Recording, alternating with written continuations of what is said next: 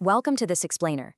Listen, if you're a focused learner aiming to absolutely conquer the Cambridge Computer Science syllabus, whether you're tackling syllabus code 0417, 0478, 0983, 0984, 2210, or the advanced 9618 AS and A level, you are in exactly the right place. I am your strategist, and today we are acting as the robot engineer. What does that mean? It means we are going to program your brain for ultimate exam efficiency. We're setting up automated patterns for common, high-stakes question types. And our main target today? Mastering sampling rate and sampling resolution. We are going to look at actual past paper challenges, decode exactly what the examiners are desperately looking for, and show you how to structure your answers so those marks practically award themselves. Grab your notes because we're jumping right in. Okay, let's take a quick look at our study roadmap. We'll be covering the A-star difference, defining the terms, hitting the core theoretical principles, building the procedural framework, using the deconstruct, solve, evaluate loop, and finally, looking at the top examiner warnings. Section 1, the A-star difference. We're pulling back the curtain right now to see exactly how examiners assess this topic. This quote right here, it comes straight from a senior examiner, and it brilliantly illustrates the immediate stakes of our session today. This isn't just some minor, skippable subtopic. It is a fundamental differentiator that examiners use to test your true depth of knowledge. Think about it. Your grasp of how frequently data is sampled and with what precision those samples are stored acts as a massive indicator of your overall technical fluency. It bridges the gap between the analog real world and the digital binary reality inside the machine. When an examiner reads your answer on this, they instantly know if you are a candidate who simply memorizes textbook definitions or an A-star candidate who actually understands how hardware and software interact. Now this brings us to a really fascinating question that candidates consistently struggle with. Why is evaluating algorithm efficiency so unbelievably hard for most students? Well, let me introduce you to two very common types of students we see in the exam hall. Let's call them Alex and Sam. Alex is a student who overloads every answer with raw computer science facts. Alex will give you the exact hertz and bit counts, but provides zero analysis. Sam, on the other hand, rushes under pressure and completely misses the command word requirements. When dealing with sampling, you are inherently dealing with data structures, algorithms, and processing efficiency. Both Alex and Sam find it incredibly hard to evaluate this because they treat these concepts in a total vacuum. They completely fail to see how sampling rate and resolution directly impact processing power, storage space, and overall algorithmic efficiency. They write flawed answers, and the red pen just comes out. We need to change that. But before we continue, subscribe to our YouTube channel Ace the Exams at acetheexams_IGCSE to excel in your Cambridge examinations. Click that subscribe button and hit the bell icon right now. Moving right along to Section 2, defining the terms.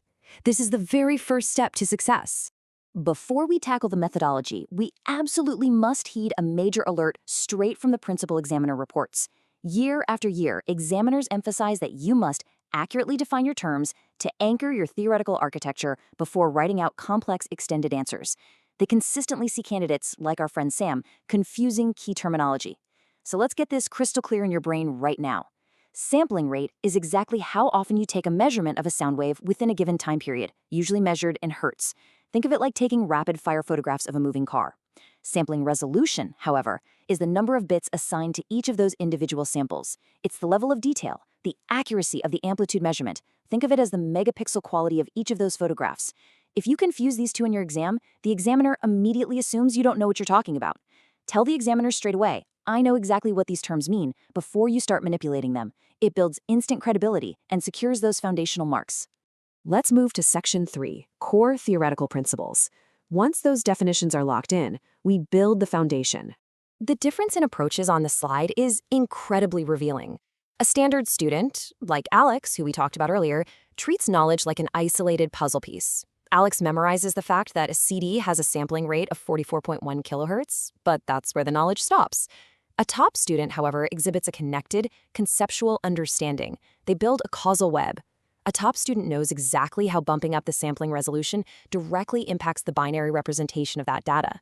They know that higher resolution means more bits per sample, which exponentially increases the final file size, which then requires more bandwidth to transmit over a network and demands more rigorous compression algorithms. They see the matrix. That is how you transfer knowledge to entirely unfamiliar contexts or problem-solving scenarios on the exam paper.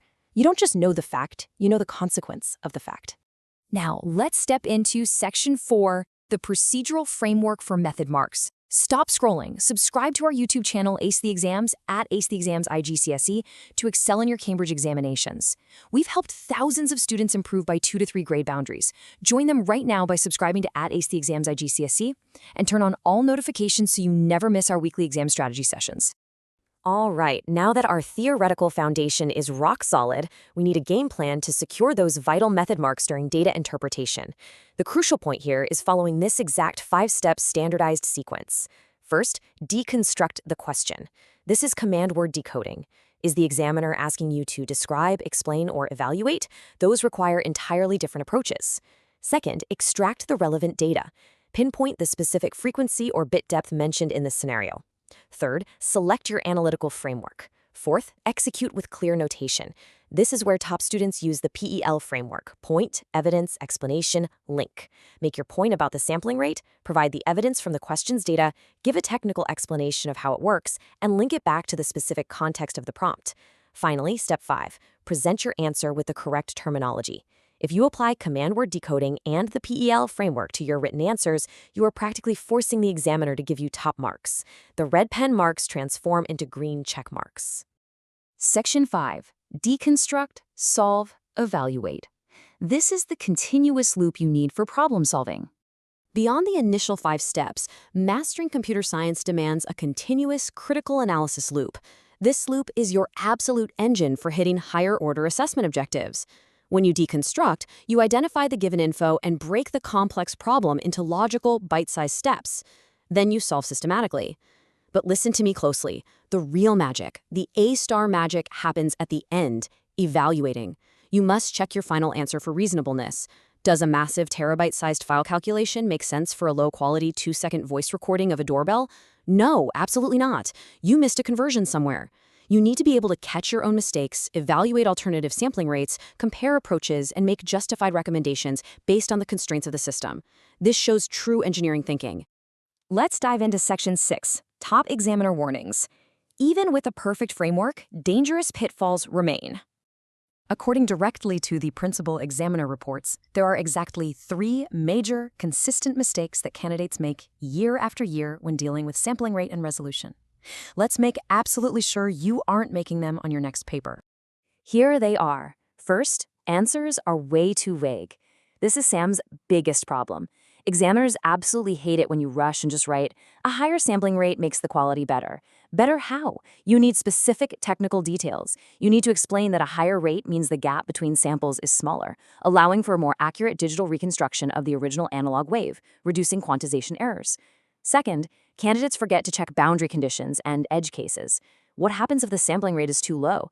You lose essential high-frequency data. Understanding these boundaries is critical for evaluating time and space complexity in algorithms. And third, answers are often not specific to the given context. If the exam question asks about a simple voice-over IP telephone app, do not give a generic textbook answer about studio-quality music production.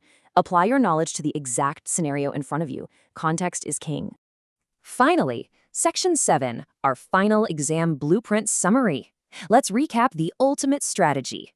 Here is your cheat sheet checklist. Take a screenshot of this in your mind. 1. Memorize and explicitly define your terminology first. 2. Apply the 5-step procedural framework, utilizing command word decoding and the PEL structure to guarantee your method marks. 3. Continuously loop through deconstruct, solve, and evaluate to demonstrate high-level algorithmic thinking. 4. Always check your boundary conditions and ensure your answers are context-specific. And 5. You have to practice this systematically on past paper questions. Implement a time management matrix. Know exactly how many minutes you should spend deconstructing versus writing based on the marks available. Knowledge without timed application won't get you the A-star. You have to put the reps in. I will leave you with this provocative thought to challenge your study routine. Are your exam answers going to read like Alex's, merely stating raw facts? Or will you demonstrate the conceptual, connected, well-structured understanding of an A-star examiner's playbook? Listen, students who implement these computer science strategies see an average improvement of 2 grade boundaries, but only if they practice consistently with our weekly videos.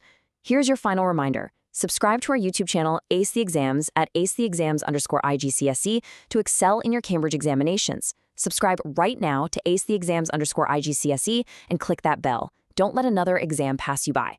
Drop a comment below with your target grade for computer science and the biggest challenge you're facing. Our team responds to every comment. Like and share this video with a study partner. Ace the exams. Your Cambridge success starts here. Keep pushing your limits, and I will see you next time.